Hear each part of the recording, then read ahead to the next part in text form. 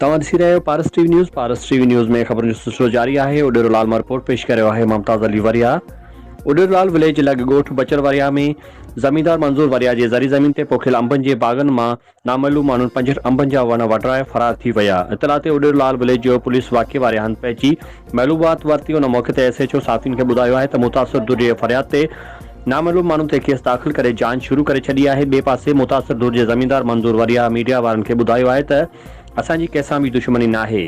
अंबनि जा 65 वण वढे असां सां ज़ुल्म कयो वियो आहे। अंबनि जे वणनि जी वाढी कंदड़ नामैलूम माण्हुनि जा पेर लॻल आहिनि। पेरी जे मदद सां पेर खया विया आहिनि जेके सरज़मीन वारे हंध खां थोरे फ़ासिले ते गुम थी विया आहिनि।